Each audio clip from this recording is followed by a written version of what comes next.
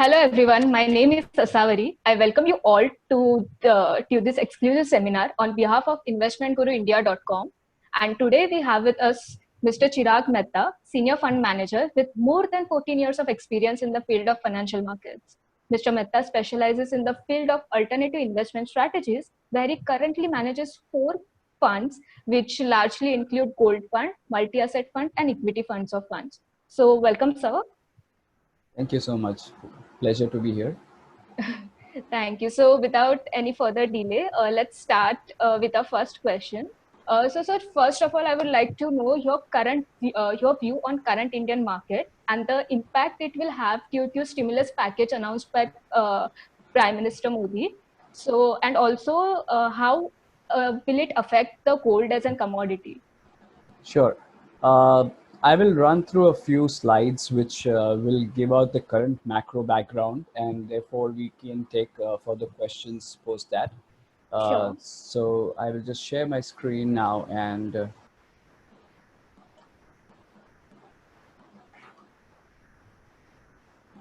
So, as our topic today is investment opportunity in gold and way forward, I will just run a few background slides in terms of how the macro is shaping up and what we see gold as a primary asset class.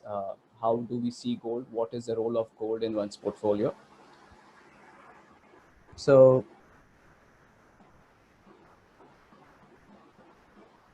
So if you see, there have been many uncertain times that we face, like today, which is beyond uncertainty, because such times we have never seen before. But time and again, we have seen volatility in stock markets, in economic conditions. There are geopolitical tensions. So there have been such episodes in the past. If you see, last 26 years since 1994, when the Harshad Mehta scam broke out, there have been 17 such dislocations from a financial standpoint. So it's not something new, but current economic conditions are much beyond something we have seen. But financial markets have braced through such kind of volatilities before. So the question to all the viewers is, how safe is your hard-earned wealth amid such uncertain conditions? Because time and again, every few years, which people call it a black swan event, which is generally not a black swan, because if it was a black swan, it was kind of a one in a century kind of event, right? But stock markets have seen, be it the global financial crisis, be it the 2001 9/11 attacks, or be it SARS episode of 2003, or be it the dot-com bust. There have been many such episodes where my financial markets have raced through a period of uncertainty and volatility, right? So if you see today's environment, from an economy standpoint, something like this happened 100 years back when the influenza outbreak happened, right? Current projections have been very dire, and many of the economists are cutting their forecast for GDP growth. Like if you see, India GDP growth was poised in a positive territory, just marginally positive, about 1%. Now many economists are calling for a negative growth rate this year, right? Maybe 3-4% negative growth rate is what many of them are calling for. But across the globe, we are seeing various negative forecasts for GDP growth this year. Like the world on an average will be a -3% GDP growth on a real basis. Uh, like what I spoke about the black swan events, these are not really black swan from a financial standpoint. We have seen many such episodes before. Gold, if you see, have enjoyed this bull run. If you see, right from the crisis broke out, we have seen a big jump in gold prices. Uh, if I have to see the long-term story, it still looks like a bull market in gold, a very long-term bull market. Uh, we had seen some correction post the rally that we'd seen after the global financial crisis, and then it peaked at about $1,900 and fell to about close to $1,000 mark, and now inching closer to the all-time highs. If you want to understand gold, gold's long-term bull market is really in terms of a real terms. Because if you see, this is a chart which shows that how gold has performed vis-a-vis commodities as a basket. And over the long term, if you see, it's been in a bull market vis-a-vis commodities. So it really says that it's been a hedge against commodities to an extent. And in a real sense, it has preserved its purchasing power, right? Uh, this, according to me, is a real way to test gold's bull market. Gold is a monetary asset, right? And it was used as money maybe for more than 5,000 years. And post be dealing as a form of money, if you see, still gold has kept on appreciating vis-a-vis the currencies, right? Be it any currency, be it US dollar, be it INR, be it yen, be it euro, it's kept on appreciating. The red line is the line where you see gold in INR terms. It has seen a significant appreciation in INR terms. But if you see vis-a-vis any other currency, gold has appreciated by 98, 99% vis-a-vis most of the currencies, or most of the currencies have depreciated by 98, 99% as compared to gold or against gold. So gold has really helped you in times of currency depreciations. Time and again, you will see in newspapers, in various media outlets, things about demand, supply, inflow, outflows, central bank buying, selling. According to me, all this is noise. These factors don't have any impact on gold prices beyond the short term. These don't really determine the trend in gold prices. Then what does really do impact gold markets? One thing to understand is the only constant in gold market is gold supply. Whenever a producer digs gold out of ground, they have to manufacture it, produce it, refine it, and supply it in the gold markets. They don't have any other choice. Unlike today's times when mines were also shut because people could not go out and work in mines. And therefore, this first thing has been challenged by the current uncertainty, the current pandemic. But otherwise, the only constant in the gold market is the supply. But how does it, so if you see whatever gold has been produced so far is still there. So in some way, it is kind of a supply for the gold market, right? And what happens is when economic goes through cycles of booms and bust, whenever there is a bear market, there is a fear, there is need to own cash. But if you see central banks continue to debase currencies in a way by printing more money in times of stress to support the economy. And therefore, holding cash during such times becomes prohibitive. And therefore, people go and search for assets like liquid real assets like gold. And therefore, you see a lot of buying happening during such times for assets like gold. So this is the essential backdrop that determines how gold markets will move. And current backdrop, if you see, where economy has been going through a really bad time because of the pandemic and economic growth rates like we saw in the previous slides that have been marked negative for this year. This is going to leading many people to move towards assets like gold because central banks again are printing a lot of money, cutting rates, and holding cash doesn't become a good alternative, and therefore people move to gold. So as we've seen, growth rates cut. Even for India, we have seen a sharp decline in growth rates. Central banks have been trying to stimulate, like in after 2008, they did 4.5 trillion in stimulus. This time they have already done more than 5 trillion. 4 trillion was till March, but now if they have incrementally done more, so the figure is around 5 to 7 trillion in that range. India was weaker before COVID, has been slipping further. It is kind of the straw that broke the camel's back. The COVID was that kind of event because we were already limping and slowing down significantly. COVID has had significant adverse impact on the economy, and the growth rates that we have seen will further slip down into negative territories. Capacity utilization in India has been running very, very low, even before COVID. After COVID, even it will slip further. So there is no room for more capex. Capacity utilization has to come above 80, 85%. before any capex really in a meaningful manner we will see in the economy. But if you see, many of them are hopeful for next year. Next year, people are bracing for a V-shaped recovery. It may or may not happen because estimates of how this pandemic will evolve is anywhere between 2 months to 1 year's time frame, because many say that as summers come out in developed markets or developed world like Europe and US, the pandemic or the virus will subside. But we have seen many countries which have hot climatic conditions like India, but we are still seeing increasing cases, right? And some hopeful that 6-12 months we will see a vaccine, and therefore that will be the end of coronavirus as we know. So it could be anywhere between 2 months to 1 year kind of uncertainty further before we emerge out of this.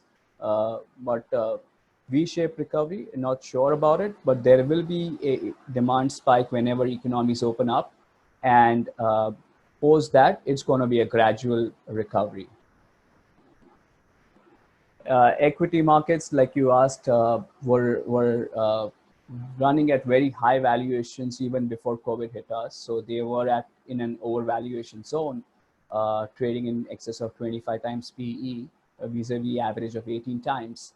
So post the correction, we have seen them slip into average levels. And if they slip further, it could be an attractive level to get into equity markets. Like we saw in SARS or in Lehman crisis, they fell to about 10-12 times PE. So even at 18 times, from that standpoint, they look expensive. But if they happen to move in that zone, that could be an attractive level to buy more equities or increase equity allocation. But given the uncertainty or how economies are shaping up, central banks have acted aggressively by cutting rates. We have seen across the globe, central banks have been cutting rates. And when we see a rate cutting cycle by these central banks or aggressive rate cuts, the opportunity cost of holding gold goes down, and the gold becomes more attractive during such times. And if you see, we are in kind of an era of low negative interest rates. If you see, yesterday Powell mentioned that the economic recovery will be somewhere at the end of 2021, that is next year. Until that time, given that they don't expect recovery till then, they will continue to run an accommodative stance, keep rates low, push in more liquidity. So that all will make gold more attractive. In certain countries, like you see in the chart, in European countries like Germany, Switzerland, Netherlands, the rates on even on a 10-year yield are running negative. Means on a real basis, if you buy those bonds and hold it till maturity, you will end up losing money, meaning you invest, but you have to give money on your investment, not on a return, right? And such kind of timeframes are really conducive for gold. One big driver for gold prices is real interest rates. So if you see, whenever real interest rates have been running negative, gold does well. We saw it in 1970s. We saw it in 2008 to 2011 period when we had seen negative interest rates. Gold saw a significant rally, and so is now when interest rates are moving negative. Gold prices is doing well. So if you see, the backdrop is fundamental. The rally that we are seeing in gold prices is fundamental led.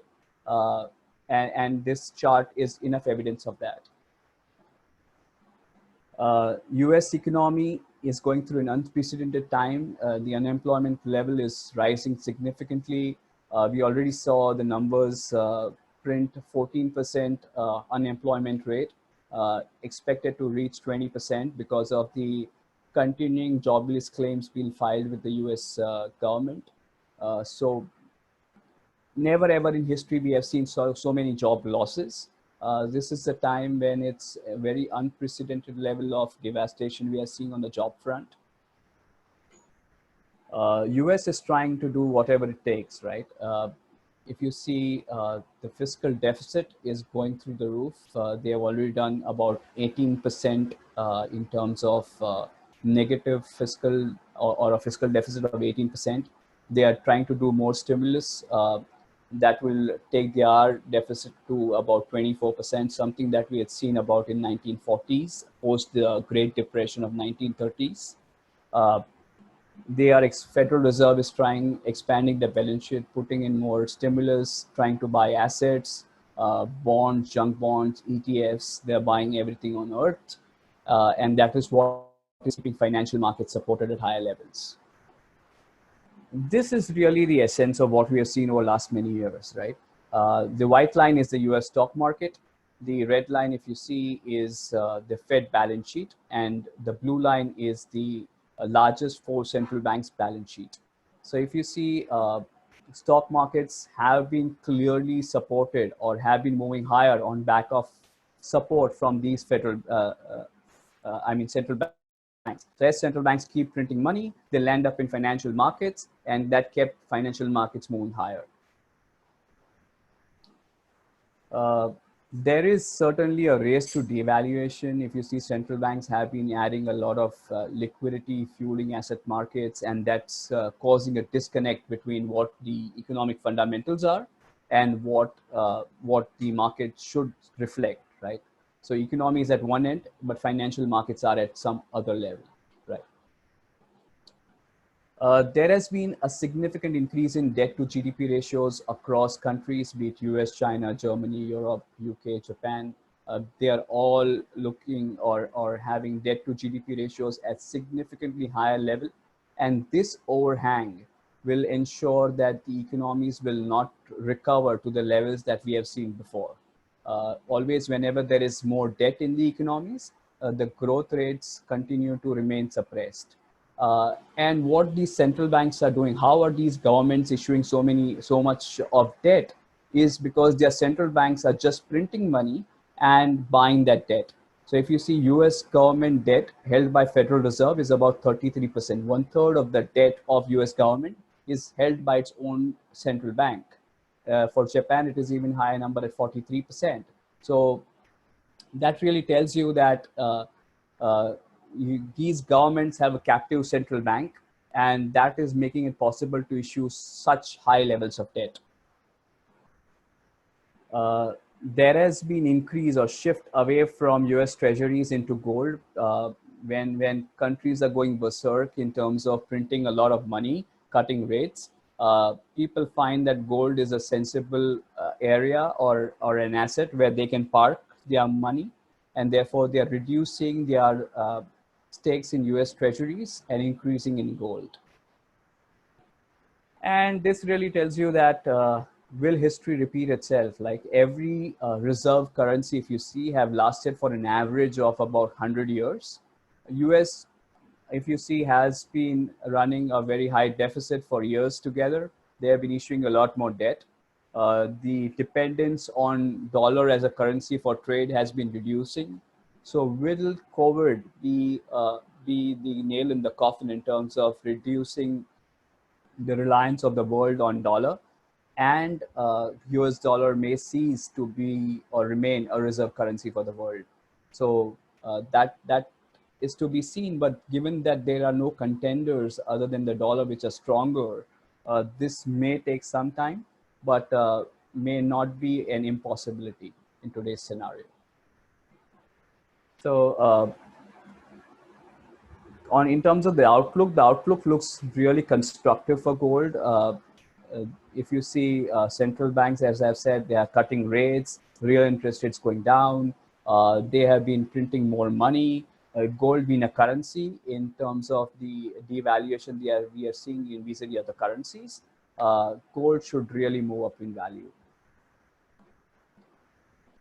Uh, this is a very important slide, and investors should look or have a look at this and keep visiting this every time and again. One thing that continues to move on is your cost of living, right? Your spending every year keeps on increasing. Like in 1990, your consumption basket for a year would have costed you about 24,000 rupees. In today's parlance, it translates to 4,27,000 rupees. So that's grown by 10.1% a year.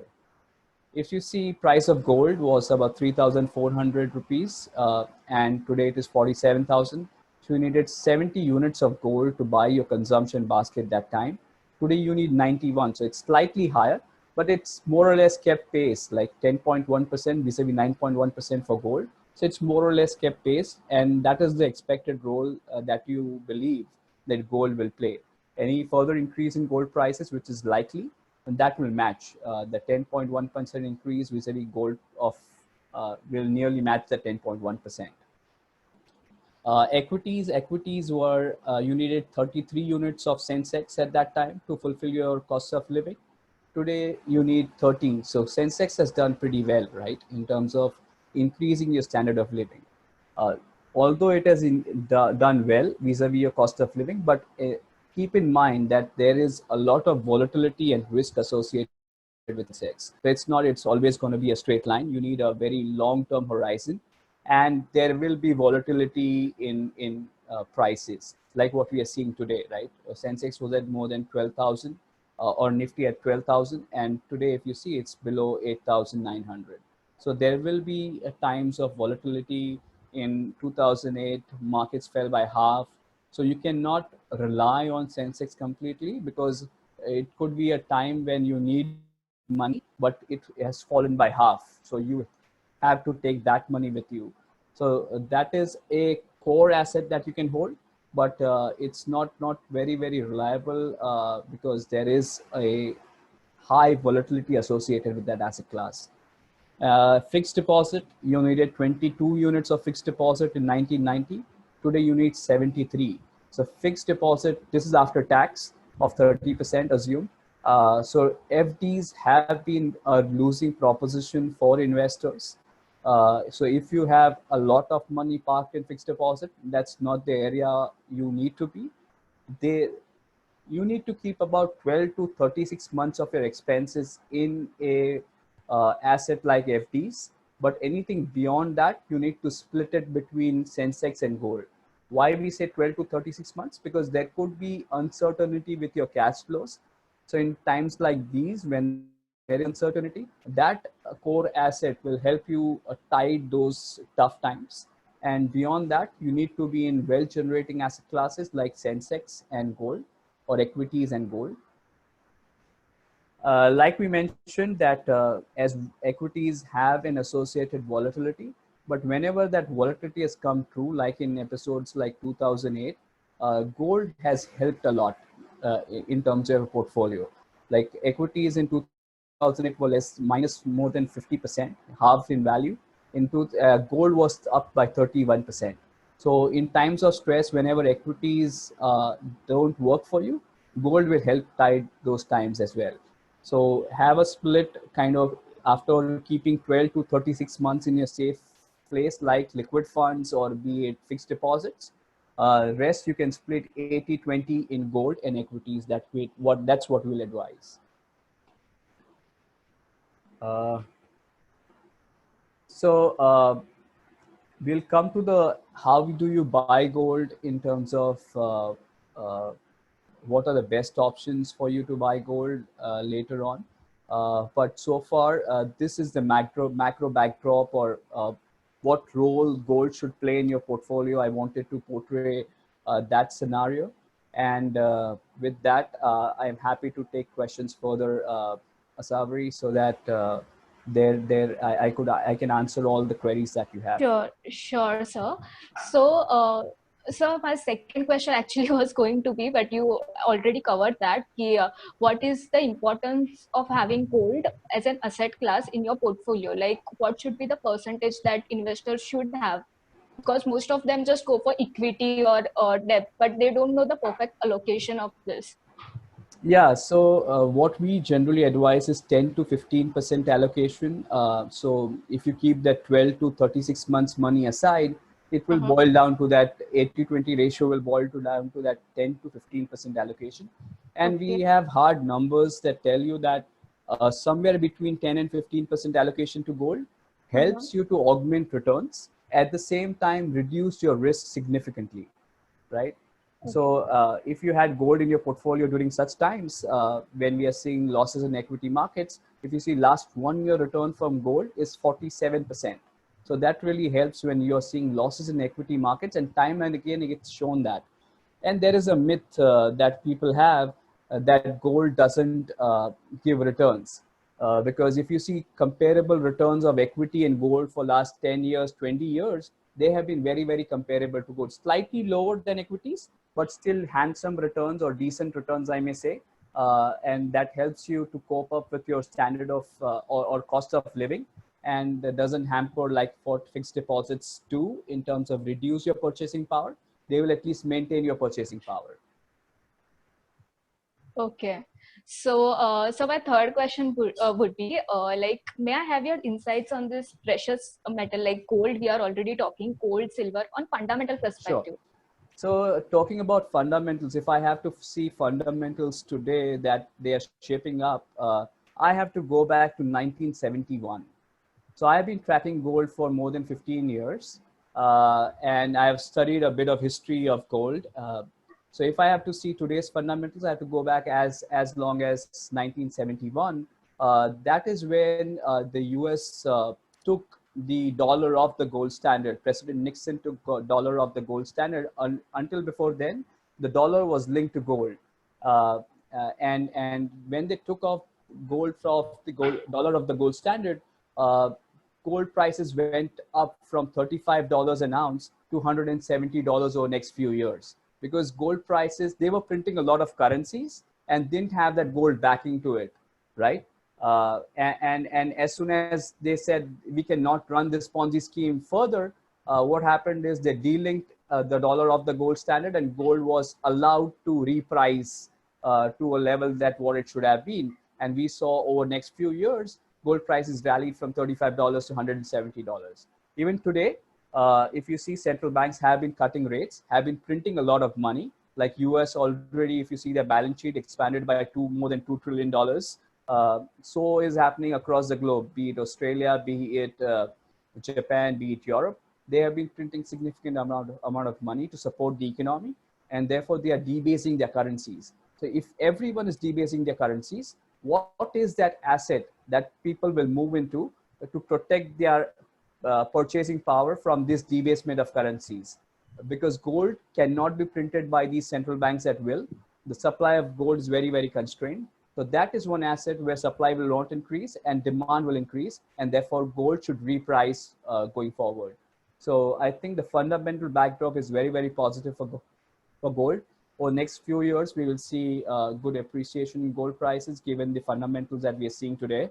So today, in a way, gold seems underpriced relative to currencies, and therefore gold, we are very positive on gold prices going forward. And what about silver as a commodity, sir? From an investor perspective, I will say that one should avoid silver, because if you see, more than 65% of the usage of silver comes from industrial use.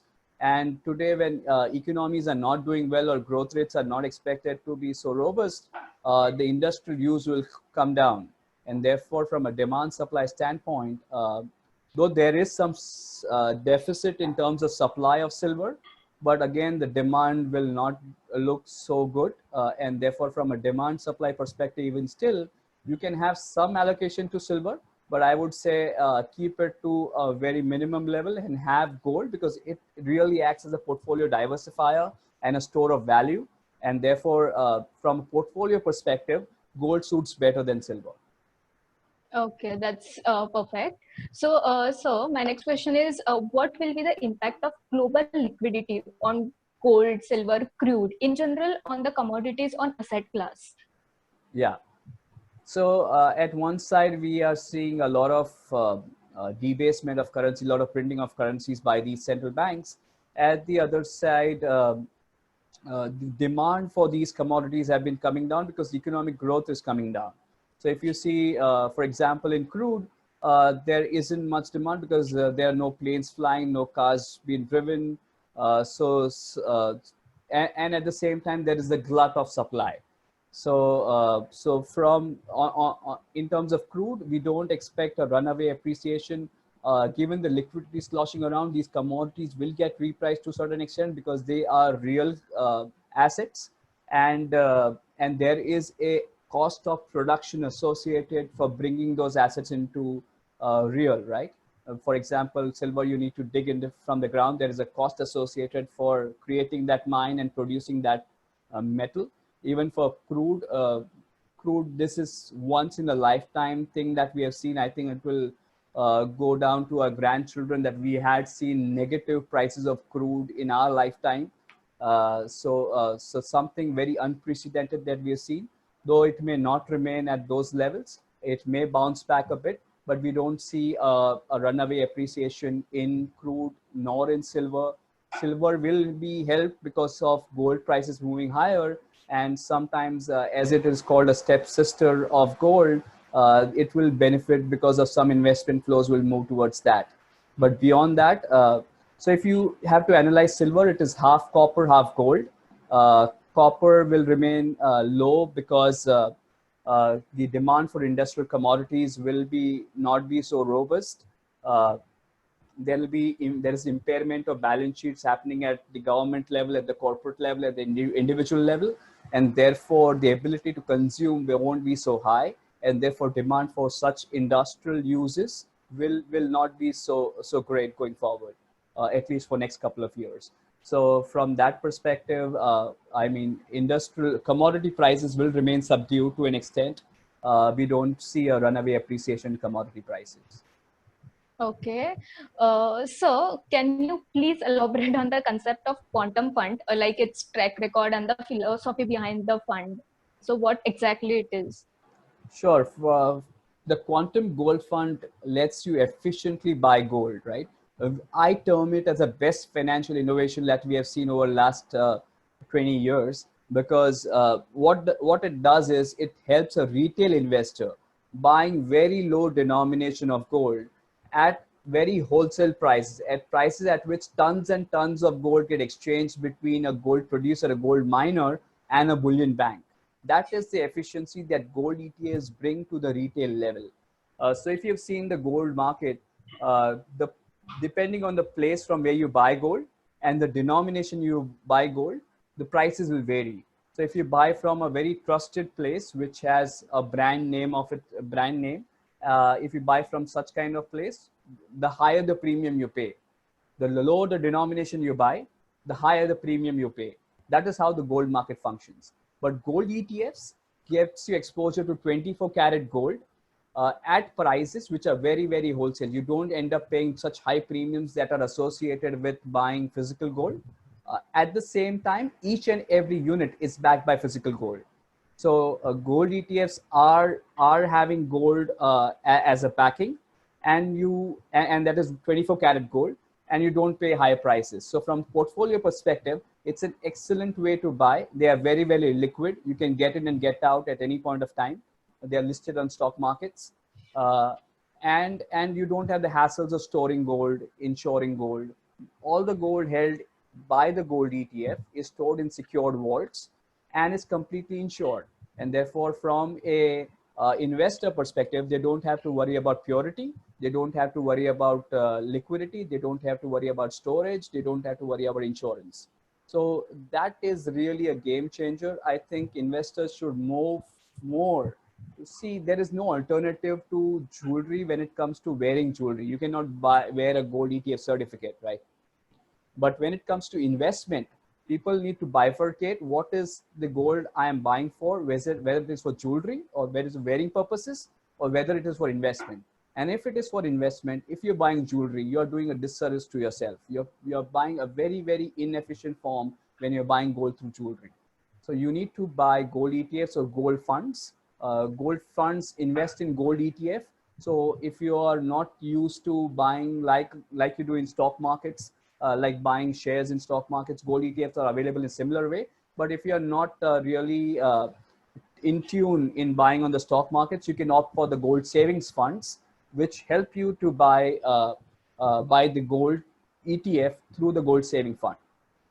And if you see returns of gold funds and gold ETFs will be in line with what gold returns will be. So you get the perfect gold exposure and in the right way. Okay, so in short, you are saying the investor should know the purpose, like for what they are buying the gold for, and if they want to invest for invest for investment purpose or wealth creation, then ETF is the best option if they know where to buy and what to buy exactly, or else there is an option of mutual funds. Yeah, that's right. Okay, that's really insightful for the investors who don't know about much about this in types of investments. So, sir, moving on, there are a few questions on behalf of our viewers. So, Mhm. it would be great if you give your insight to this. Sure. Okay, so here, let me begin.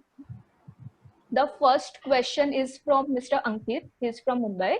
So, Mhm. he asked, does the fund actually buy gold and manages AUM? And how is the risk of this fund managed? Yeah, so as I said, each and every unit of the fund is backed by physical gold. What happens is before any new units are created, there is gold bought. So there is a mechanism where there is an entity called authorized participant. They will deliver the gold to us and take units. So whenever there is demand from investors on the exchange, they will buy those units on the exchange. And when these authorized participants see that demand increasing, they will create more units by issuing the gold to us. So that is how we manage the risk. We don't take a risk on prices. There is first gold coming in, and then at that rate, new units are issued. So there is no price risk that we take, and this is a very efficient mechanism in terms of structure that allows to track gold prices very efficiently. And that is why if you see the tracking error, for example, of our quantum gold ETF is very low. Since inception, the tracking error on an absolute basis is 0.005%. That really tells you that the tracking error is very minuscule. And if you see, the returns have broadly been in line with what the physical gold market prices have been.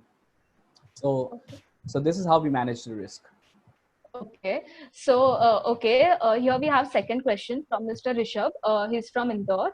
Mhm. So he says, how is tax treatment for the gold fund, which is via physical gold or equity investment? Sure. So physical gold taxation and taxation of gold ETF is one and the same. Up Okay. till 3 years, it is short-term capital gains tax, which is taxed as per your tax bracket. Above 3 years, it is 20% with indexation. So 20% with indexation will generally boil down to about 8 to 10% tax for investors, given the kind of inflation that we have seen or uh, in the economy. And therefore, from a long-term perspective, it's 20% with indexation, which will boil down to about 8 to 10% tax.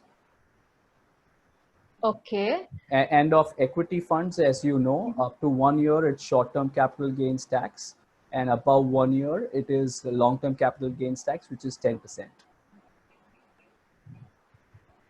Okay. So, sir, my next question from our viewer would be, he says like he wants to start an SIP for his daughter, for future of his daughter. So, can he invest in the name of minor? Yes, when you can invest in the name of minor, and Mm-hmm. this is the excellent way. People generally want to accumulate gold for future weddings or for their daughter's marriage, that kind of purposes. And they generally, what they have been doing is buying small pieces of jewelry for that, right? And that is very inefficient form of doing it. When you buy jewelry, you pay making charges.